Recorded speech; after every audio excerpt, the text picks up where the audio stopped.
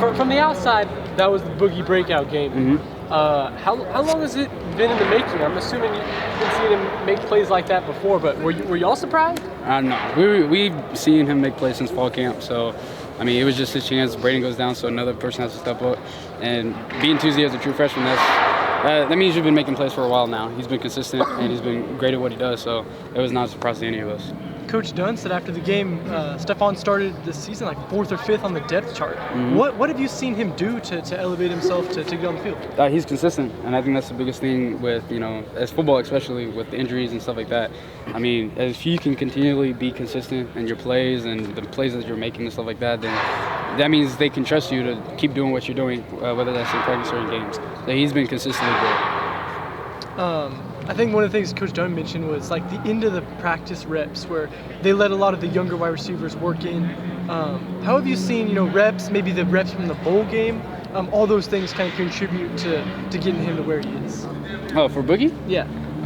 I think they contributed a lot just because, as a true freshman, you have to learn the system and stuff, but I feel like he's brought his own style to the receiver group, which is good because everyone have different styles, so you have your own identity and stuff. So I think he's came in, and he hasn't conformed. He's kind of made his own style, and we see it and we like it. So I think just being himself is what's got him to this point. What is his style? His style, he's like he's just like wavy. He's cool. He doesn't really let stuff phase him. As a true freshman started against Texas homecoming game, it would phase most people, but he was ready for the moment. So he's just prepared for those things. After last game was my first chance to talk with Jaden Nixon, Mm-hmm. and I don't know. I guess I was just surprised at how he just could not stop smiling and stuff. And from what people told me, that's not just after big games. That's kind of how he is, just as a person. But what type of juice does he bring to the offense from a physical standpoint, but also just who he is as a person? He brings a ton of juice, and like I said, like everyone brings their own thing. It's not necessarily receivers, but it's everyone on the offense, defense. Everyone to the team is unique in a certain way. And Jaden, he's that funny character. He's goofy and stuff like that. But when it's time to get down to business and serious, he still does that. He scored in. Oh, well, not scored, but we're doing team scouts, and he gets in the end zone and starts dancing. So that's just his personality, just bringing, seriousness, but also fun to it.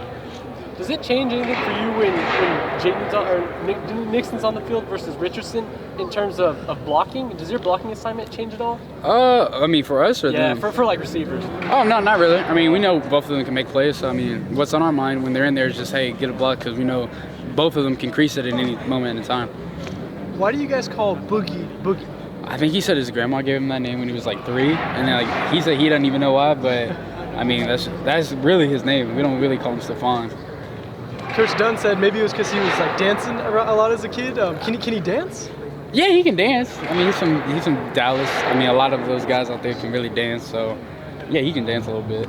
Something in the water, Dallas? It has to be. I think it's just the rhythm, like the way they grew up out there. I want to ask you about a different wide receiver, John Paul. Mm-hmm. Tell me about this catch ratio contest the receivers have. What's that about? We used to do it every year, but it's basically like how many catches you have, versus how many drops. So you could have, just put out like 79 catches and 5 drops, rather than someone who has 10 catches and 3 drops. Well, that 79 and 5 will probably, average out percent-wise better than the 10 and 3. So it's just things like that. So last year he went perfect. So, unless somebody else went perfect, then you weren't going to beat him. And I think he's only dropped 1 or 2 balls this year. I think it's maybe 1. So, he's very sure-handed. You're my older brother. He is who he is, and he's going to do what he wants to do. So, I've been through that. All I can do is just say whatever, but I know he's going to do what he wants to do at the end of the day. How would you kind of describe your play? It seems like if a play needs to be made on the outside, or if it's a slant across the middle, you're kind of willing to do it all. Whatever they ask of me is whatever I'm willing to do at the end of the day, because it's not about me, it's about the team at the end of the day. So if they say, hey, you got to go play Z, you got to go play X, you got to come here and block this 5 tech or whatever, go block this linebacker, whatever they ask, I'm willing to do. We kind of asked the defensive guys about the next man up mentality. We saw that with Boogie, with Stephon. talk about that in the receiving room with kind of everything that's happened over the last couple of weeks. Just how have you seen that next man up mentality?